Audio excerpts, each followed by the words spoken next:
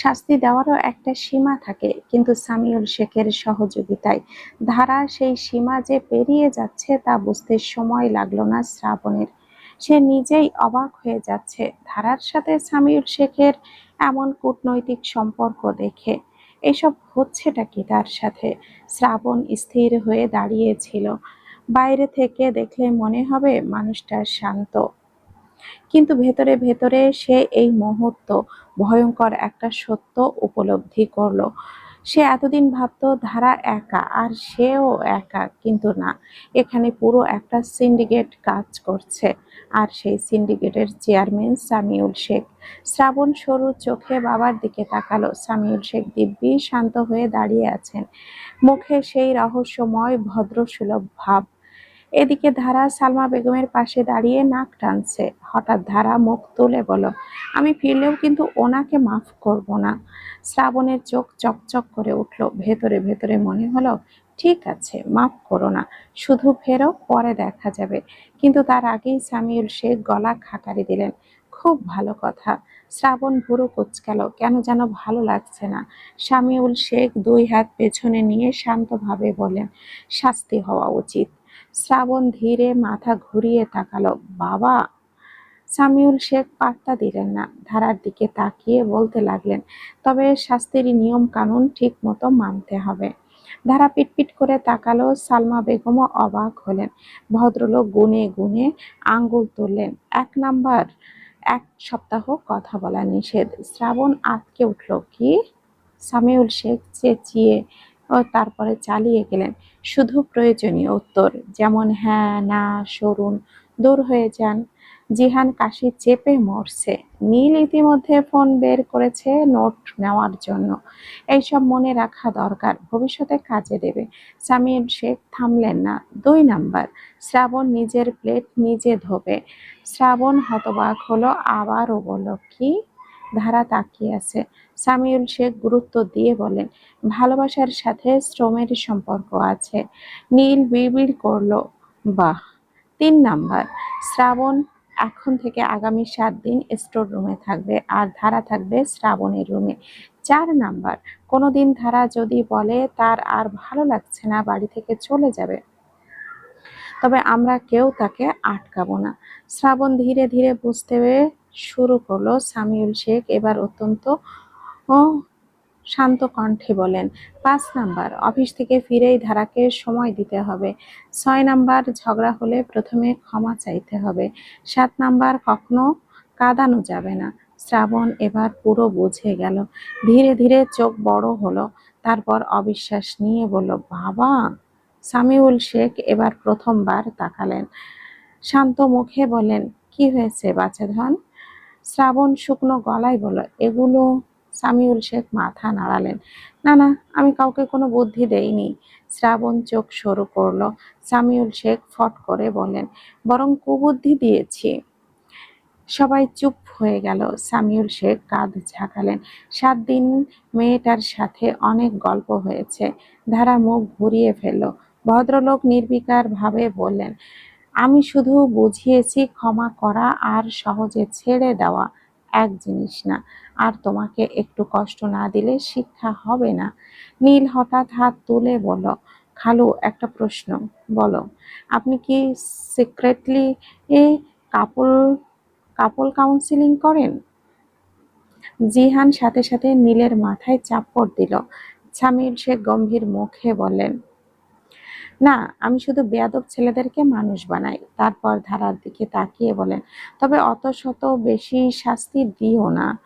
ধারা ভুরু তুলল, কোন কেন? সামিউল শেখ শান্তভাবে যোগ করলেন, 7 দিনে অবস্থা যা হয়েছে, আরেক 7 দিন দিলে তো আমার ছেলে প্রেমের গান লিখতে শুরু করবে।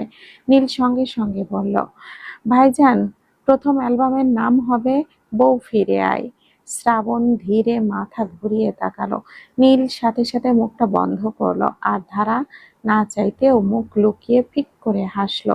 সত্যি সত্যি স্টোর রুমে থাকতে হবে শ্রাবণকে, তা সে জানে।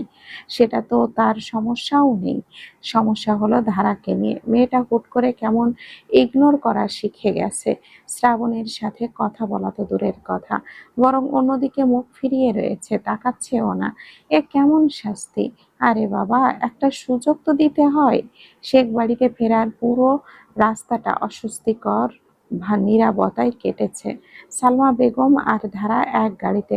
সামনে সামিউল শেখ বসে আছেন, এমনভাবে যেন উনি কোনো আন্তর্জাতিক শান্তি চুক্তি সফলভাবে সম্পন্ন করে ফিরছেন।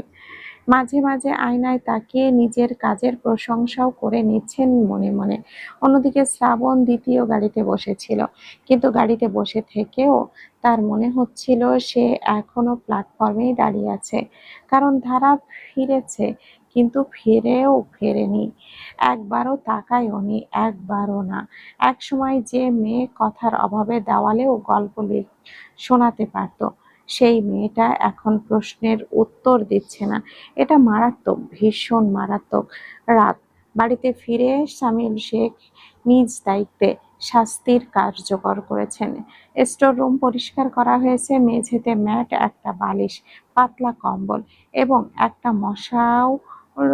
মশাও দেখা যায়, কিন্তু কয়েল দেওয়া হয়নি। মশাটিকে নীল নৈতিক স্বার্থ সমর্থন টিন বলে পরিচয় দিয়েছে।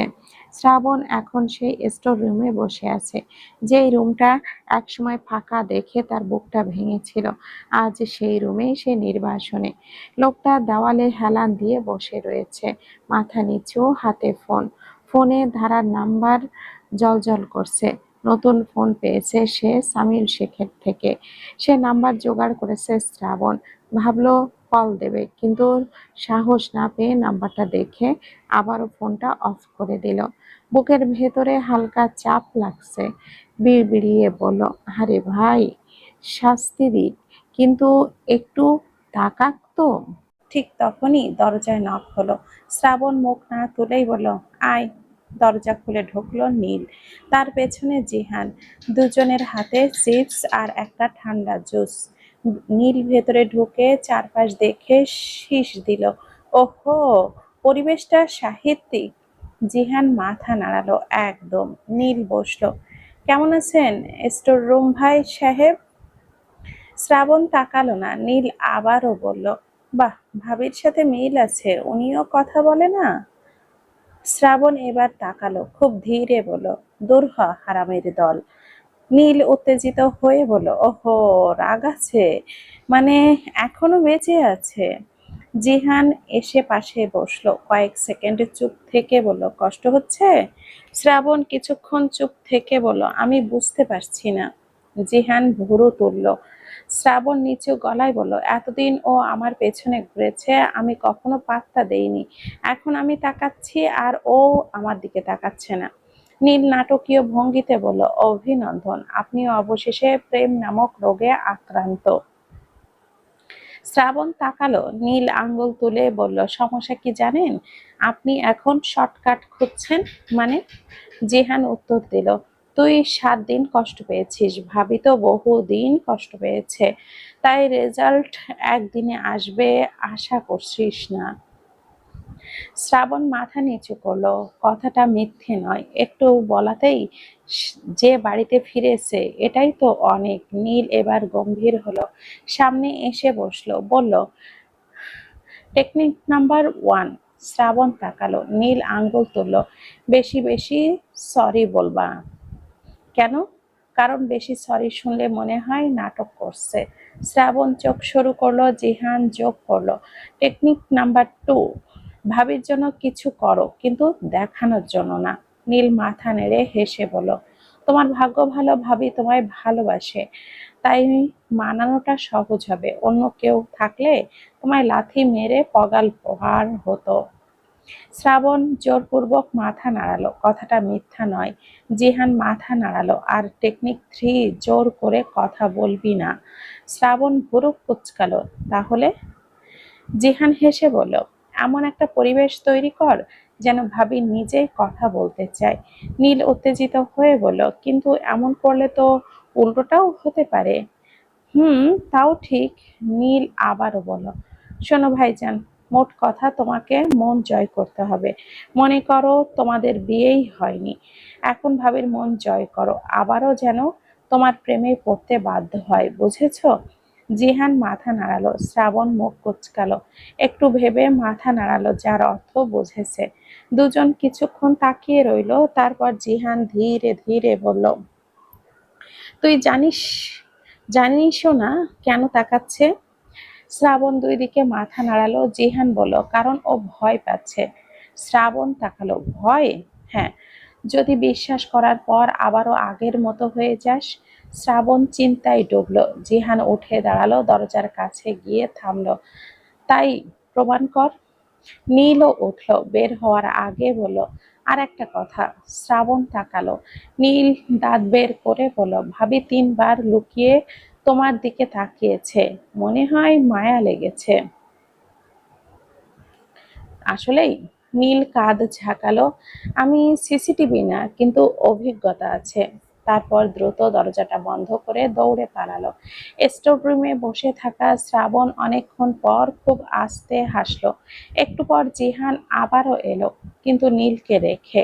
এসে শ্রাবণের কানে কানে বলল, দোস্ত, টেনশন নিস না, হেল্প করবো তোকে। 7 দিনের আগেই তুই আর ভাবি এক রুমে থাকবি, গ্যারান্টি। এখন ঘুমা, কাল সকালে একটা ম্যাজিক দেখবি।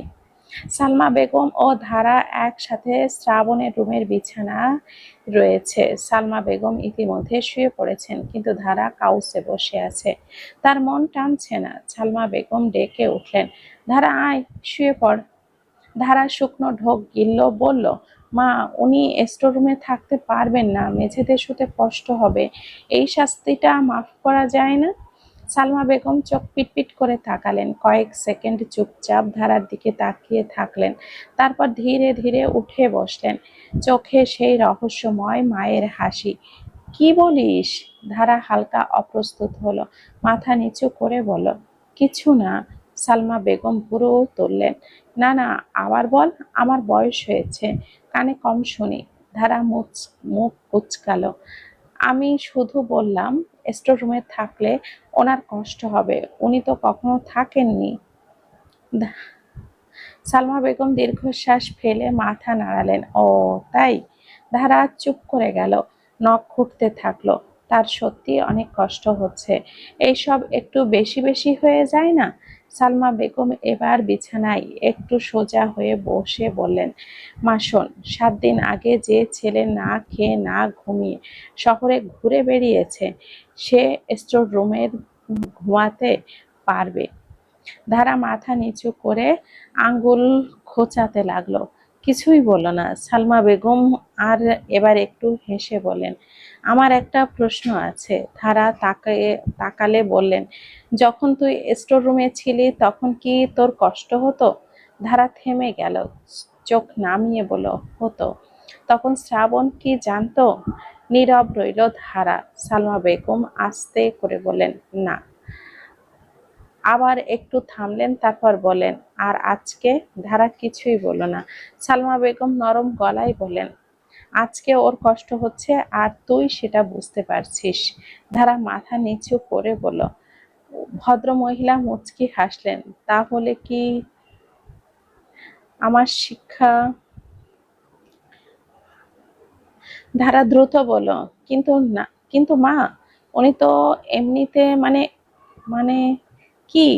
চেহারা দেখলেন না? সালমা বেগম এবার সত্যি একটু থামলেন। তিনি দেখেছেন, বাড়িতে ফিরে শ্রাবণ খাওয়ার সময় প্লেটের দিকে তাকিয়ে বসেছিল, 2 লোকমা খেয়েই উঠে গেছে। চোখের নিচে কালি, ক্লান্ত মুখ, সবই দেখেছেন, তবুও মুখে কিছু আনন্দের আনলেন না। তিনি হাসলেন, আরে বাবা, ও ছোটবেলায় গাছ থেকে পড়ে হাত ভেঙে নিয়েছিল, 3 দিন আমাকে কিচ্ছু বলেনি, এতটুকুতে কিচ্ছু হবে না। ধারা ছোট্ট গলায় বলল, মেঝে শক্ত। সালমা বেগম এবার হাসি চেপে বলেন, কথা দিয়েছি। ধারা একটু থেমে বলল, মশা? কয়েল দিয়েছি, গরম গরম ফ্যান আছে তো। ধারা থেমে গেল। সালমা বেগম এবার মজা পেয়ে গেলেন। তিনি বালিশে ভর দিয়ে বললেন, আর কিছু? ধারা বিরক্ত হয়ে অন্যদিকে তাকালো। অনেকক্ষণ পর ছোট্ট করে বলে উঠল, ওনার মাইগ্রেন উঠলে? সালমা বেগমের চোখ নরম হয়ে গেল। তিনি অনেকক্ষণই মেয়েটার দিকে তাকিয়ে রইলেন। তারপর খুব শান্ত গলায় বললেন, ধারা, হুম, তুই ওকে মাফ করেছিস? ধারা দ্রুত মাথা নাড়ল। না। সালমা বেগম ঠোঁট চেপে হাসলেন। কিন্তু আমার তো মনে হচ্ছে জীবনে রাগই করিসনি তুই। মাফ করবি কিভাবে? ধারা